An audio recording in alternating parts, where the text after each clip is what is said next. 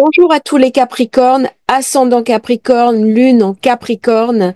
Bienvenue sur votre horoscope du mois de mars. Un mois de mars qui va être intense. Nous recommençons la saison des éclipses.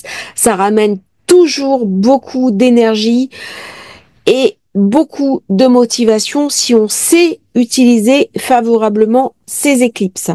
Alors, on commence le mois avec Vénus qui devient rétrograde à partir du 3 mars dans le signe du Bélier. Ça correspond à votre secteur 4. Autant dire qu'il va falloir y avoir des réévaluations dans la maison, des soucis de maison à gérer, des soucis avec l'immobilier. On peut rénover un bien, parler de transmission, parler de succession. On peut aussi recalculer les relations avec notre conjoint. Dans la famille, il y a peut-être des choses qui ne vont pas. On a toujours Mars qui est dans le Cancer en face, donc ça ramène beaucoup d'intensité dans les échanges avec la famille. Il peut très bien y avoir des conflits, d'autant que avec cette nouvelle lune, nous avions Mars carré Vénus. Donc ça va ramener du frottement dans les familles. Ça va ramener de la tension. Peut-être que mes proches m'en demandent un peu trop. Peut-être qu'ils sont trop exigeants avec moi et il va être temps que je reprenne un petit peu mon lead, que je m'impose et que je fasse valoir ce qui est important pour moi. Alors, on va chercher les énergies du mois précédent, toujours. C'était la nouvelle lune de février, dernier jour dans le Poisson.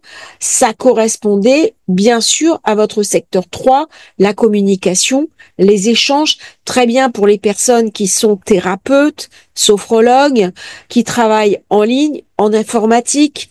Pour les autres, c'est très intuitif. C'est une période très, très connectée où on va recevoir des messages, des rêves prémonitoire, on a envie de se connecter avec des énergies sacrées, ça peut me parler aussi de religieux, d'église, ça peut me parler de foi, ça peut me parler aussi de toutes les maisons, les foyers, ça peut me parler de mon entreprise, de mon bureau, de la création de mon entreprise et de travailler bien sûr dans ma maison. À partir du 4 mars, Mercure sera également dans le Bélier, ça remet l'accent sur l'immobilier. Alors là, on peut rénover, on peut acheter une maison, on peut s'intéresser à ce qui se passe. Soyez prudents quand même dans vos investissements parce qu'en ce moment, le marché est très flottant. Vous avez vu, hein, il y a quand même une baisse de l'immobilier. Ça aussi, je l'avais un petit peu annoncé. Mais surtout, Mercure devient rétro à partir du 16 mars. Donc là, j'ai quand même quelque chose qui se verrouille. Hein. On va avoir un espèce de chassé-croisé Vénus, Mercure, le 11, le 12, le 13, le 14, l'intelligence, le cœur, comme si j'avais un choix à faire. Le cœur a ses raisons que la raison ne connaît pas. En zone 4, on est dans la maison. Alors, je peux avoir un compagnon ou une compagne qui ne s'entend pas avec mes parents. Ou alors un compagnon, une compagne qui va taper du poing sur la table et qui va remettre tout le monde à sa place. Je peux avoir envie aussi de fonder un foyer, de me mettre en couple, de signer un Pacs. Tout ça, d'accueillir un nouvel être, de programmer une naissance, de devenir grand-parent. Tout ça, c'est vraiment la zone 4, la zone de la guérison, la zone aussi familiale. Mercure, ce petit Mercure, sera très actif, donc faites attention au niveau de vos spéculations. Ça va être une période où vous êtes appelé, bien sûr, à la vigilance parce que la maison 3 est une maison aussi où je peux prendre des risques. Donc, il y a quand même un certain floutage. Il y a beaucoup d'intensité et donc, dès qu'on dit intensité, on dit concentration de planètes. Dès qu'il y a concentration de planètes, il y a toujours des événements compliqués qui arrivent. Le soleil sera de nouveau dans le bélier à partir du 21. On est passé du secteur 3, les échanges, la communication, le digital marketing, l'imprimerie, communiquer, parler à quelque chose vraiment qui est en lien avec la maison. Première éclipse, pleine lune de Mars, 14 mars dans le signe de la Vierge. Signe de terre, très bien placé avec vous. On est en affinité. On est en zone 9. Ça va me parler de sagesse, ça va me parler d'éducation, ça va me parler d'apprentissage, période idéale pour se réorienter, pour suivre une formation, pour choisir une nouvelle orientation, parler d'étranger, faire un voyage culturel, un voyage racinaire, où je peux aller chercher mes propres racines dans un déplacement. C'est une thématique importante pour le Capricorne, savoir d'où il vient et qui il est. Et ça passe aussi par la reconnaissance de ses racines, de ses éléments essentiels de sa vie. Ça va me parler aussi, dans cette zone 9, de ma capacité à enseigner, à transmettre, à m'émerveiller de ce qui est différent de moi. C'est une invitation à reconnaître les différences, les divergences, les parties divergentes de moi-même. Alors, on est en 5 par rapport à Uranus, qui est aussi en signe de terre. Il y a quelque chose à transformer par Pluton, qui est en 2, qui vient toucher le financier, la Lune, Uranus. Il y a une transformation, le financier, les enfants, les œuvres, les amours et l'étranger. Peut-être que durant cette période, on a besoin de bouger.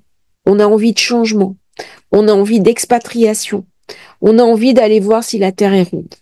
Et ça va être très puissant pour vous, Capricorne. Des voyages au long cours de programmer. Alors j'ai toujours cette zone 3 très active, très en puissance avec le soleil. Ça m'éclaire aussi sur ce qui est essentiel pour moi. La maison 3, ça vient me parler de mon petit entourage. Quels sont mes rapports avec les gens autour de moi? Frères, sœurs, cousins, tout ça, il y a des remises à plat, des remises à niveau. Et peut-être, fin du mois, on va envisager, eh bien, de stabiliser sa vie dans une maison, un achat immobilier, de l'immobilier qui arrive, la maison, le foyer, peut-être l'entreprise, peut-être le bureau. Très bonne carte pour les Capricornes avec un Pluton très bien aspecté, particulièrement bien aspecté, période de chance financière. Il est possible qu'on ait des rentrées imprévues d'argent, situation familiale qui se met en place. On trouve des accords majeurs, les choses avancent positivement avec cette nouvelle lune de Mars.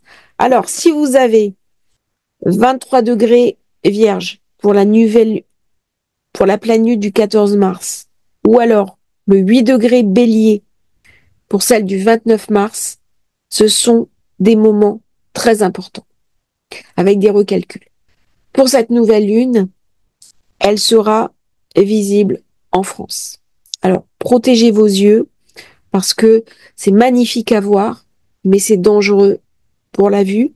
On va retrouver le même profil qu'en septembre 2015 où j'avais éclipse de soleil en Vierge, éclipse de lune en Bélier. Et bien là, c'est l'inverse, c'est-à-dire éclipse de lune en Vierge, éclipse de soleil en Bélier. Regardez ce qui s'est passé chez vous septembre 2015. Très important. Vous avez là une invitation à faire une espèce de flashback, d'autant que le nœud sud se trouve en Vierge. Donc, dans une quelque part, la Trinité avec le Taureau, avec vous et avec la Vierge. Donc, il y a quelque chose qui m'est étranger, que je suis invitée à me réapproprier. Quelque chose que j'ai mis à distance. Quelque chose que je n'ai pas voulu voir. Quelque chose d'une foi, une transcendance. On peut se reconnecter complètement sur la foi, sur ses origines, sur qui on est, sur l'essentiel de nous. Il y a une forme d'appel. La Vierge, elle est vraiment en lien avec le Poisson. Il y a quelque chose d'une transcendance. Ça vient beaucoup me parler aussi par cet énorme amas du sens de ma vie. Et le passage va se faire en douceur.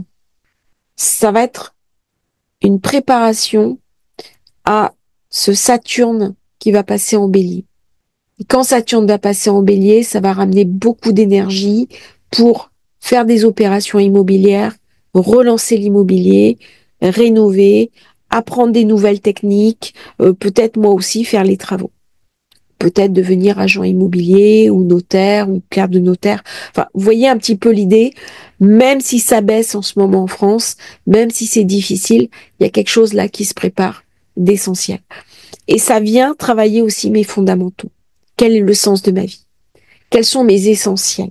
Et l'une des configurations du Capricorne, c'est aussi sa famille.